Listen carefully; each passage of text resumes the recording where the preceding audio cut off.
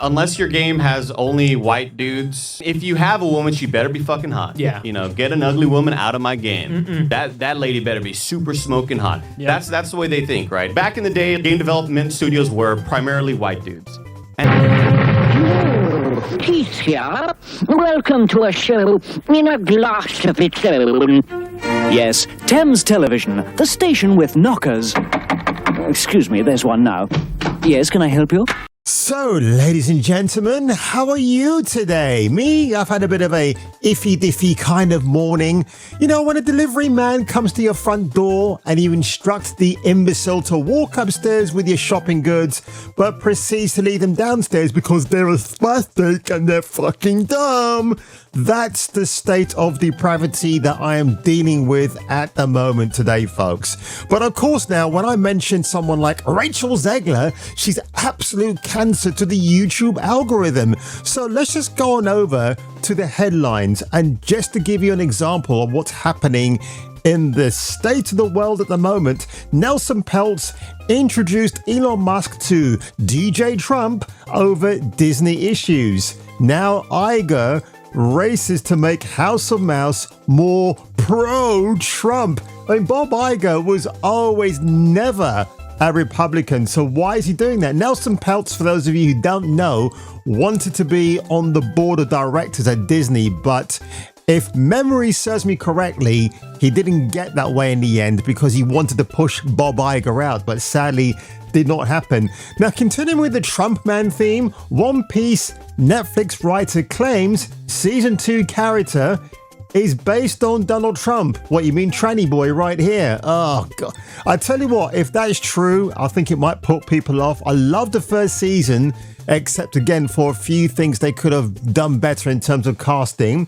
Former Sweet Baby Inc. client Square Enix takes a $350 million hit in value as their stock plummets. What a surprise. And oh yeah, and again, with the Trump theme, Rachel Zegler has another meltdown. It's hilarious, but could do her brand new film, Snow Not So White, when it gets released in March 2025. She's just not the fairest.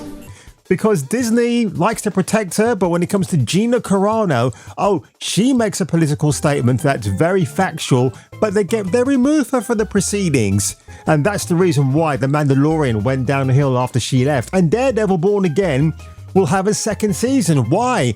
John Bernthal has gone on record as saying he will not reprise his role as Frank Castle if Marvel makes him a very goofy kind of PG-13 rated character, because that's what Frank Castle is all about, right?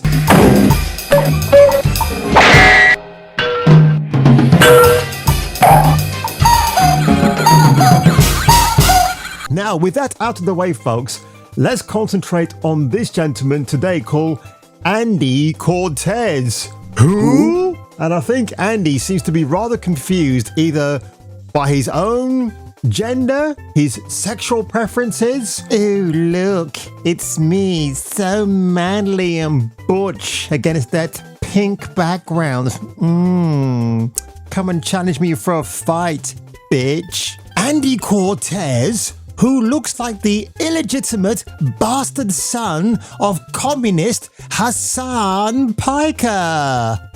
Meet your daddy. Why don't you get the fuck out of here? Yes, hallelujah, it's the video show. And now, the man the BBC calls... Jason King on Kung Fu Hot Dog. The clip I'm about to show you lasts for 1 minute and 17 seconds. And I don't know if this guy is doing it to get clicks. He's got his own YouTube channel. The only YouTube channel where he does a fake thumbnail like this. Oh, a 9 out of 10 from IGN about Dragon Age Veilguard, and then proceeds to play nearly an hour-long stream on an RTX 4090. Bro, I've got an RTX 4070. I don't have to brag, but you're wasting your graphic card time on a piece of shit game like this. This guy just reminds me of a wannabe Tony Soprano. Hey, get the fuck out of here. Making money on YouTube if DEI didn't exist. So you're really the ones that need it. Unless you're... Is this guy delusional or something? YouTube started in 2005 in February. DEI wasn't even a thing back then, so what the hell is he talking about? I'll tell you what it is. He needs the access. He's got to keep his precious access because apparently, and wait till you hear this humdinger coming up about white men, because what else are we going to talk about? And when I look at you, gringo, I see that you're possibly white as well, so you hate your own race? Sir? Your game has only white dudes. If you have a woman, she better be fucking hot. Yeah. You know, get an ugly woman out of my game. That lady better be super smoking hot. Yep. That's the way they think, right? Back in the day, I gotta say, at least he acknowledges women smoking hot. I guess again, he's never had contact with a woman. And oh my god, a white protagonist. How dare you? How dare you? You know, the guy that's off screen at the moment, he sounds like one of those people that you see in a Pentecostal choir. Yes, sir. No, sir. Amen, sir. Oh, no. Oh, amen. Brother, you have been blessed with the Lord. Andy Cortez is entitled to have her own opinion, if you get my drift. And I think this morning, or that morning when he went on the podcast for It's Kind of Funny, probably didn't sniff enough of his own farts at home, should I say her own farts, before walking into the studio. And that's the other thing I hate about YouTube now. It's not about the guy or the girl in the room making really fun videos for the public to enjoy. It's like, hey, let's go into a home-built studio that costs thousands of pounds and get more views. And it turns out this guy's YouTube channel ain't getting many views anyway. You're really the ones that need it. Back in the day, game development studios were primarily white dudes. And they didn't really think about diversity. And that's one thing, right? Whoa. Let me chime in here. Right. Are you telling me that you are not... Yeah, I'm not a woman. White? Oh, the deception! The reason why white dudes didn't think about diversity in the early games that we had from 2000, it's because people like me and maybe other folks of diversity probably weren't that interested in getting into the games field, or they were learning it. It's not like they went knocking on... I guarantee you, black dudes who came to the door of Bungie and had the credentials to design or understand game coding would have been given a job on the spot. That's how it worked. A white guy wouldn't look at a black guy and go, yeah, you know what, this is a whites-only establishment, mate. Go somewhere else. It doesn't work like that. So what does this fool here think? That it's all about white diversity and nothing else. Again, Mark Grigsby, Call of Duty guy, head of Infinity Ward. Even the reload, I mean, you're next. And it turns it over and then just...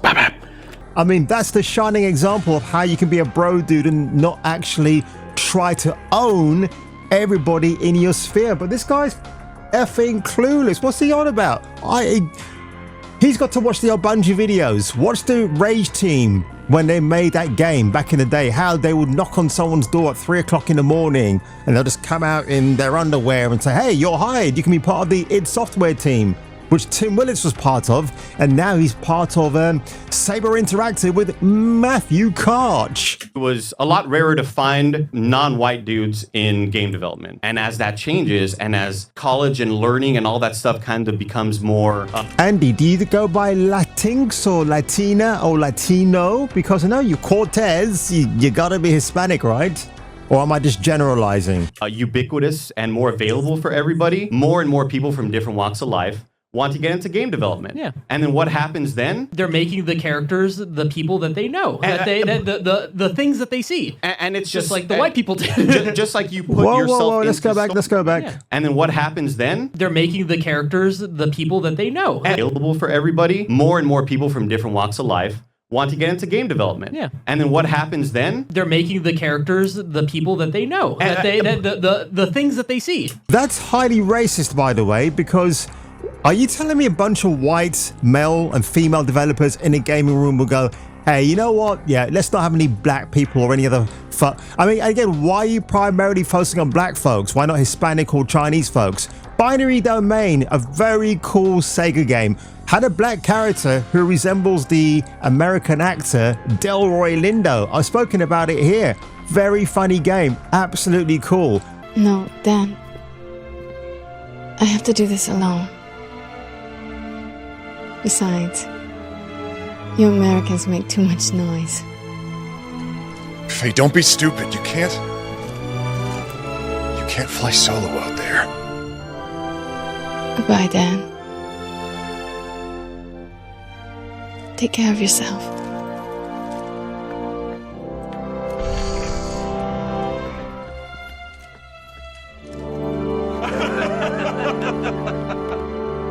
Gears of War, you got Augustus Cole, token black character. I want to say token like he's an absolute badass and not tokenized. He's not taking the place of a white person, is he? I cannot believe people. I mean, Sergeant Johnson from Halo. Are you trying to tell me that? And he got killed off in the third game. Are you trying to tell me, Andy Cortez, that those guys making those games were absolutely fundamentally racist because we're a bunch of white guys, we can't have diverse characters in our games? Now this bull-headed clown show is saying, well, guess what? If you bring those people in, you get more diverse people in these games that people love. It's a redundant argument. And it's just like the white people do. just like you put yourself into stories, right? Yeah. And I talked about Here that we go. with Dragon Age Veilguard, how the game director, Corinne Bush, she's a trans woman. And sometimes in games, you just put in your own sort of experiences. And that's so natural to happen. So did Amy Hennig put herself in the experiences of Nathan Drake and Elena Fisher in Uncharted? No, she didn't. She wrote from her imagination along with Neil Cuckman, unfortunately. Maybe he tried to force himself in there. And mind you, he did force himself into Last of Us Part 2, didn't he? Especially that shagging scene that we won't talk about, where he often denied it wasn't actually his face he was using for the interaction with Shabby Abby. I'm sweating like a hooker in church. You brought a hooker to church? Why not? But this... Oh my god! Just want to throttle this person. He's an absolute moron. And he's bringing up Corinne Bush, which is the most hilarious surname I can think of, by the way. But this guy went from whoever he was called to Corinne Bush, and he chose Bush as a surname. I kept calling him Boucher because it sounded a lot more pretentious and funny, like the whole transgender thing. But it's so hilarious that he picks Dragon Age Veilguard, which is absolutely failing in terms of it's getting so many refunds. It won't even sell 5 million copies anymore. It needs to sell at least 3 million to even make back its estimated $200 million budget over 10 years. I mean, Concord took about the same time as well, didn't it? That's what art is. It's nothing that's supposed to offend anybody. It's supposed to... Except that it does. And it's been doing it at the beginning of this year. Maybe even before that, to be honest. Hey, fucking walk around and look around. The world has everybody. Your game's having it shouldn't stop you from playing it. No, I don't want to watch again, but thank you very much. That was a nauseating headache to behold. That really was. Andrew Cortez, yeah, I mean, if he wasn't famous before, he's certainly infamous. An absolute clown show of an individual who actually believes in his own convictions. And ladies and gentlemen, he's absolutely entitled to. Sorry, she's entitled to. I just love anybody who gets in their little princess throne and starts acting like a princess in a pink tutu deserves to be called a princess and a her and a she by me. So what are your thoughts, folks? Do we need DEI or do we call the FBI instead? I'm pretty sure the FBI has been swamped by DEI policies in hiring certain people, even though that organization has never needed it. But it does make me laugh to think that people like Mr. BlackRock Vanguard right over here is all in support of DEI because, as Endymion says on his channel, people that support DEI need their access. They need their boxes checked so they can get their DEI money, and then people like me and Smash JT and Kyle, all the others, Will of the fans, we are what they are calling, and this is what Smash himself said, the new wave media. Yes, there are other people that I do follow out there, but in terms of me being on their live streams, it's never going to happen. I've found my own clique of people that I'm really happy to be a part of,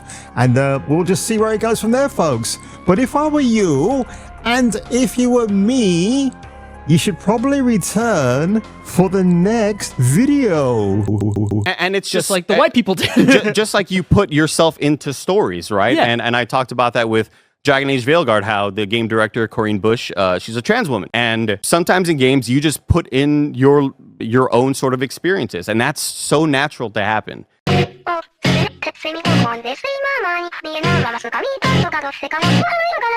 Don't let your dreams be dreams. Dream of me. I'll make your dreams come true. Everything's possible with me.